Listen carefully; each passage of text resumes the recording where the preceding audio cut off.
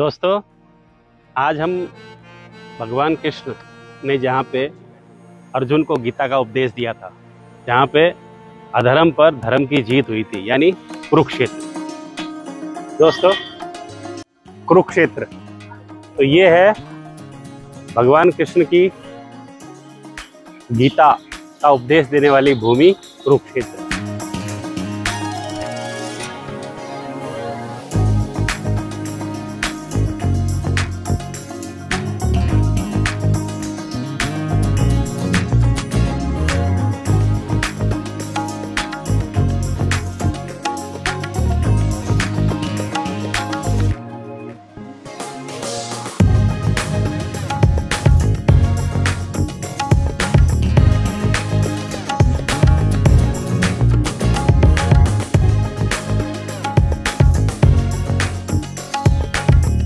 कुरुक्षेत्र में आज हम पहुँचे हैं, जहाँ पर हम लोग जानते हैं कि हमारे महाभारत कौरव और पांडवों की लड़ाई हुई थी।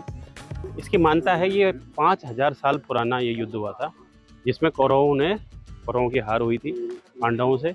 और ये जो लड़ाई थी कौरव और पांडवों के बीच में, ये माना जाता है कि ये 18 दिन तक चली थी। इस कुरुक्षेत्र की युद्ध भूमि पर ये जो उनकी लड़ाई थी, ये 18 दिन चली। और 18वें दिन भीम ने दुर्योधन को उनकी जंघा पर मार के हराया था। तो 18 दिन तक जो ये कुरुक्षेत्र की लड़ाई, जो माना जाता है कि अधर्म पर धर्म की विजय, तो 18 दिन तक ये लड़ाई चली। और कृष्ण की गाइडेंस में, कृष्ण के मार्गदर्शन पर ये जो लड़ाई जीती गई पांडवों की। लड़ाई किसके लिए थी?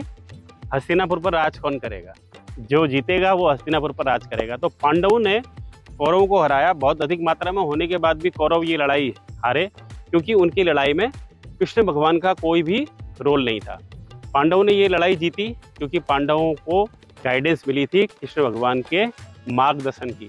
अर्जुन को कृष्ण भगवान ने गाइड किया था कि किस तरह से कौरवों को हराया जाएगा, दुर्योधन को कैसे हराना है। फाइनली इस जगह पर, ये ब्रह्म सरोवर है, यहाँ पर माना जाता है कि भीम ने फाइनली आखिरी में दुर्योधन को हराया था।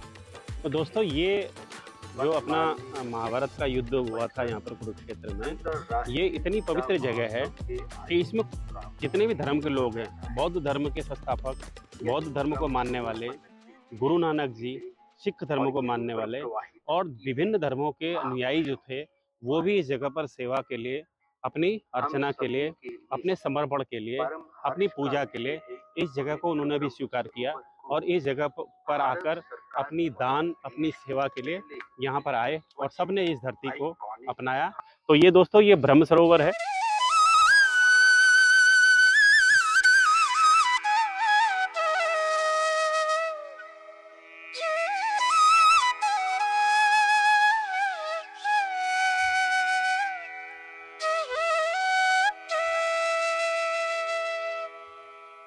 बहुत बड़ा कुंड है यहाँ पे। यहाँ पर आप देख सकते हैं चारों तरफ से पानी का कुंड है और किनारे किनारे आप देखिए बहुत दूरी तक, किलोमीटर की दूरी पर यहाँ पे जो है पानी भरा हुआ कुंड है। तो आओ दोस्तों, यहाँ पर थोड़ा आपको कुंड दिखाते हैं।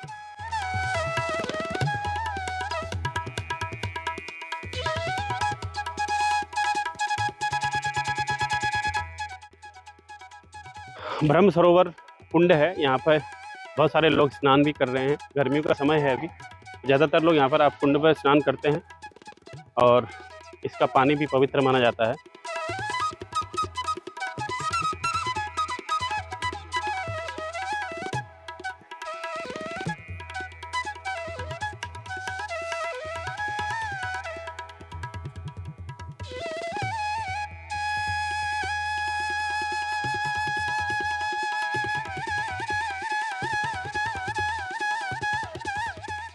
सामने देख रहे दोस्तों, वो एक मंदिर बन रहा है, ब्रह्मा जी का मंदिर होगा, क्योंकि ब्रह्म सरोवर बोलते हैं तो ब्रह्मा जी का मंदिर उसी आकार में बना हुआ है।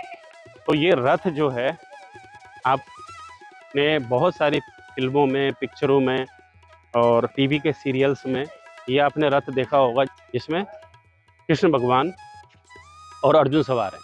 और यहीं पर कृष्ण भगवान जो है अर्जुन को बताते हैं कि कैसे इस युद्ध में आप दुर्योधन को हरा सकते हो, जो धर्म की ओर ले जाएगा। इस युद्ध में कैसे आप जीत सकते हैं कौरवों पर। तो ये अधर्म पे धर्म की विजय का एक साक्षात रूप है दोस्तों, कुरुक्षेत्र।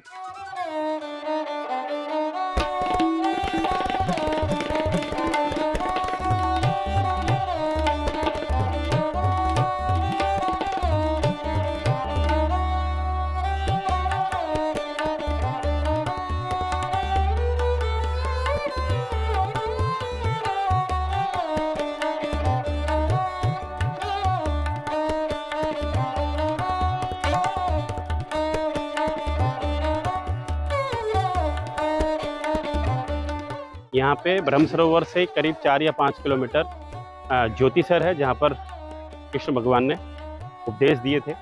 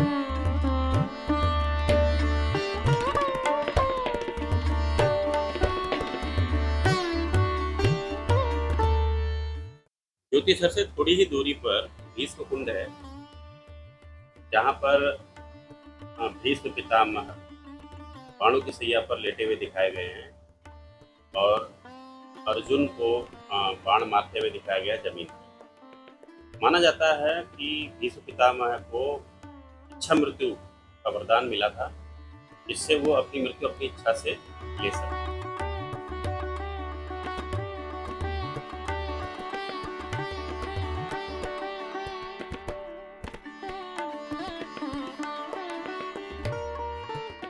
भीष्म पितामह को जो ये बाणों की सैया पर लेटे हुए दिखाया गया है, वो जो ओरिजिनल जगह है वो इस मंदिर के अंदर है और माना जाता है कि भीष्म पितामह इस सैया पर 55-60 दिन तक लेटे हुए।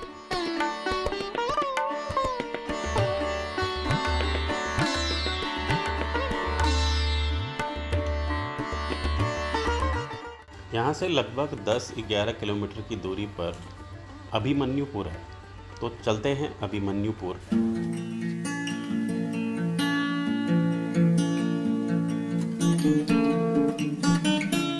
यहाँ पर अभिमन्यु अपने हाथ में पहिया रथ लिए हुए दिखाए गए हैं।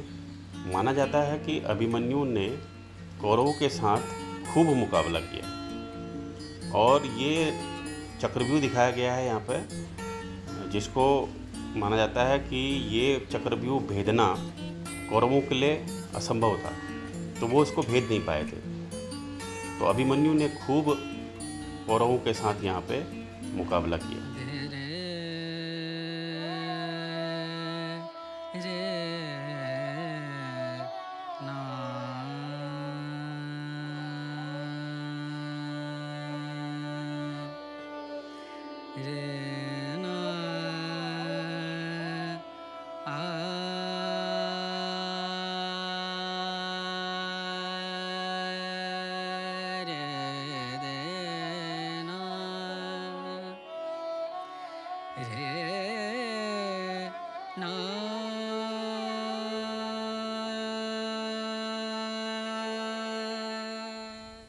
तो दोस्तों, ये कुरुक्षेत्र जो है वैसे हिस्टोरिकल प्लेस है। ये जब लड़ाई हुई थी, ये पूरा कुरुक्षेत्र 200-300 किलोमीटर के एरिया में फैला हुआ था। जब ये लड़ाई हुई थी, कौरव और पांडवों की जब लड़ाई हुई थी, तो कृष्ण भगवान ने अर्जुन को गीता का उपदेश दिया था।